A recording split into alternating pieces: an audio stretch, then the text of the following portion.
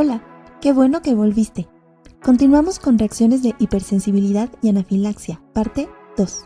En este video vamos a centrarnos en los mediadores, el cuadro clínico por especie y los fundamentos de su tratamiento. Comenzaremos donde nos quedamos, hablando de los mediadores primarios y secundarios de la reacción. No los voy a explicar todos porque a gran escala hacen lo mismo, solo voy a puntualizar brevemente los más representativos o los que desde mi punto de vista ayudan a entender los mecanismos de acción de su patología.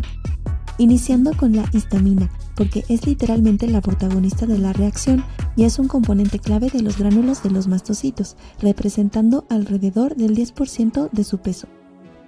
Se produce a través de la descarboxilación del aminoácido histidina. Y dado que es un mediador primario, es decir, que ya estaba listo en la célula, digamos que no pierde tiempo sintetizándose, y por ello sus efectos biológicos se manifiestan rápidamente, algunos minutos después de la activación de esta célula. Una vez liberada por los mastocitos, la histamina se une a receptores específicos en diversas células diana. Existen 3 receptores de histamina, H1, H2 y H3. Pertenecen al grupo denominado acoplados a proteína G y cada uno tiene diferentes distribuciones en los tejidos y por lo tanto distintos efectos al unirse con la histamina. Ya saben que amo las tablas, pero solo las dejo para que le tomen screenshot porque si explicamos cada una el video va a durar 2 años. A grandes rasgos, la inflamación de la piel que causa prurito durante la respuesta aguda se da por unión a receptores H1, así como los signos respiratorios, mientras que los receptores H2 participan en la contracción de músculo liso intestinal, así como en el aumento de la producción de ácido gástrico en el estómago por la estimulación de células parietales. Estos últimos receptores también median los signos cardiovasculares culpables de la hipotensión y edematización, que son vasodilatación debido a la conversión de L-arginina en óxido nítrico, aumento de la permeabilidad capilar por contracción de las células endoteliales y aumento de la contractilidad del corazón. Por último, la H3 inhibe la liberación de noradrenalina por parte de los nervios simpáticos. Vamos a poner atención a este receptor, porque su importancia radica en que bloquea la compensación neural que evitaría la hipotensión sistémica, lo que asevera toda la situación, ya que por ello el organismo no es capaz de llevar a cabo los mecanismos vasculares compensatorios que necesita para mantener el gasto cardíaco. Entender los efectos de la estimulación de cada receptor es importante para elegir el antihistamínico a utilizar en una reacción.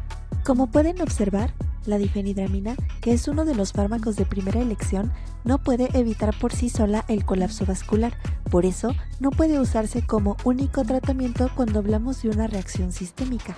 Pero todo ese razonamiento lo retomaremos más adelante. Volviendo a los mediadores, en el caso de los mediadores secundarios hablamos de efectos de mayor duración e intensidad. Sin embargo, como no están preformados, tardan más en aparecer en comparación con los mediadores que no requieren síntesis. Así que, clínicamente, los efectos de leucotrienos y prostaglandinas se observan un poco más tarde, pero son más intensos y sostenidos que los de la histamina y otros mediadores primarios. En resumen, los leucotrienos y las prostaglandinas provocan broncoconstricción, aumento de la permeabilidad vascular, especialmente los leucotrienos, y producción excesiva de moco.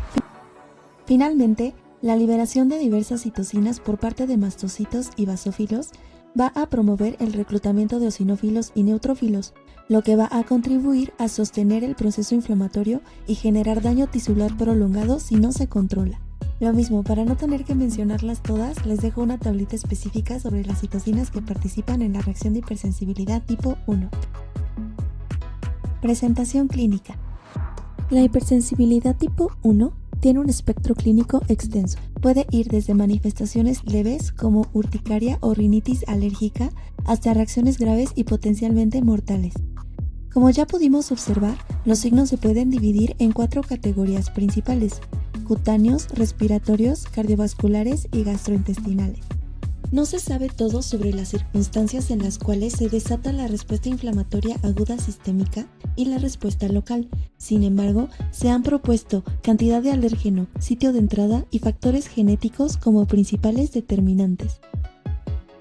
El sitio de entrada es importante porque la severidad de la reacción puede ser directamente proporcional al volumen de células sensibilizadas en el sitio de interacción. Cuando analizamos los tipos de mastocitos en distintos tejidos, vemos que no todos tienen la misma cantidad de histamina almacenada, ni todos los tejidos tienen la misma densidad mastocítica. Los factores genéticos influyen en las células de los individuos promoviendo una producción mayor de anticuerpos IgE. La mayoría de los animales producen anticuerpos IgG e IgA al estar en contacto con antígenos ambientales, pero en el caso de los individuos atópicos hay una exagerada respuesta de tipo Th2.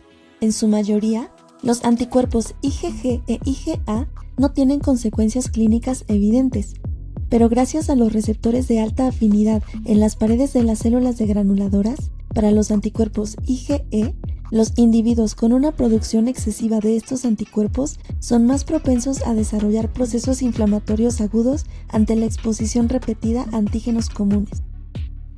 Entonces, aunque no sabemos exactamente por qué, en las hipersensibilidades tipo 1, la respuesta inmunológica no siempre progresa al choque anafiláctico.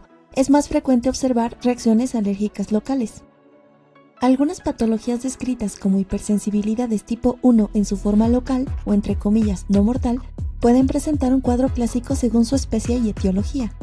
Ejemplos de ellos son, como dije en el primer video, el complejo de granuloma eosinofílico felino, alergia a la caseína de las vacas, el asma felino o también visto en caballos como enfermedad pulmonar obstructiva crónica y, por supuesto, visto tanto en perros como en gatos, dermatitis atópica, alergias alimentarias y alergia al piquete de pulga. Por otro lado, la presentación sistémica, también denominada anafilaxia alérgica, choque anafiláctico, etc., ocurrirá cuando la liberación de moléculas vasoactivas en el organismo supere su capacidad para adaptarse a los cambios rápidos en el sistema vascular, concluyendo en la muerte del paciente.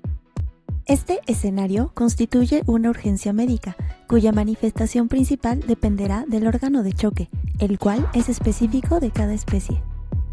En los casos más graves, no existe una progresión gradual de los signos. La reacción se presenta casi de forma inmediata como anafilaxia sistémica. Esto es importante porque, aunque no es posible predecir con certeza la severidad del cuadro, distintos autores han señalado que sí existe una relación entre la velocidad de aparición de los signos y la gravedad de la reacción. Cuanto más rápido aparecen los signos, más grave tiende a ser la reacción. Por ejemplo, en este estudio retrospectivo se reportó que los perros con anafilaxia que desarrollaron signos en los primeros minutos tras la exposición presentaron mayor mortalidad y requirieron mayor soporte intensivo. Y como ya vamos a pasar a la signología por especie, cabe mencionar que en ese mismo estudio se reportó que los primeros signos de anafilaxia sistémica fueron vómito y diarrea, asociados a congestión venosa hepática e hipertensión portal. En los casos que progresaron severamente, se observó compromiso de la vía aérea, particularmente por obstrucción de vías respiratorias superiores.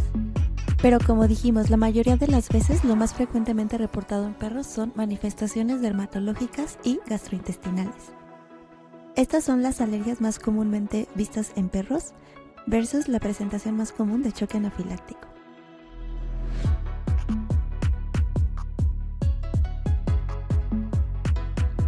En los gatos, los signos predominantes son respiratorios y gastrointestinales, siendo la dificultad respiratoria el signo más característico de la anafilaxia felina.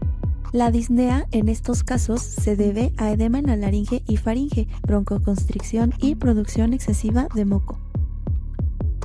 Adicionalmente, los gatos también pueden presentar prurito intenso y angioedema, pero varios autores reportan que cuando lo presentan la reacción tiende a ser muy severa. Y por supuesto voy a seguir añadiendo tablas porque las amo. Esta próxima es para resumir lo último. Es una tabla sobre anafilaxia por especie y sus órganos de choque que adapté de TISA. Debido a la amplia variabilidad en los desencadenantes, mecanismos, signos clínicos, gravedad y velocidad de progresión, estos procesos inmunológicos pueden ser difíciles de clasificar e incluso de reconocer. En 2020, el Comité de Anafilaxia de la World Allergy Organization definió la anafilaxia como una reacción sistémica grave de hipersensibilidad, por lo general de inicio rápido, que puede causar la muerte. Aquí hay dos tablas de distintas fuentes, ambas establecidas para medicina humana, que proponen 2 y 3 criterios para diagnosticar anafilaxia. En medicina veterinaria, los estudios en perros con anafilaxia natural han utilizado categorías similares de disfunción orgánica para identificar casos de anafilaxia. Uno de estos estudios propuso considerar anafilaxia cuando existe una reacción sistémica de hipersensibilidad que afecta al menos 2 sistemas orgánicos, incluyendo signos dermatológicos, respiratorios, cardiovasculares o gastrointestinales. Y varios trabajos posteriores han adoptado definiciones equivalentes. Tradicionalmente, la anafilaxia se ha atribuido invariablemente a reacciones de tipo 1, considerándola siempre una manifestación grave y sistémica de la misma. Sin embargo, en la opinión de diversos autores, se considera la anafilaxia como otra reacción de hipersensibilidad debido a que se ha podido demostrar que no siempre está mediada por IgE y que otros tipos de hipersensibilidad pueden también desatar anafilaxia. Hoy en día se ha propuesto un sistema de clasificación alternativo basado en 7 mecanismos inmunopatológicos con funciones tanto protectoras como destructivas, los cuales pueden activarse simultáneamente en un paciente determinado, ya sea iniciada por mecanismos inmunes o no inmunes. Cabe mencionar que depende de la finalidad práctica. En mucha literatura y en exámenes como el NABLE, las reacciones anafilácticas se siguen asociando a la hipersensibilidad tipo 1 en la mayoría de sus presentaciones, lo que no parece incorrecto considerando que la mayoría de las veces sí está mediada por IgE.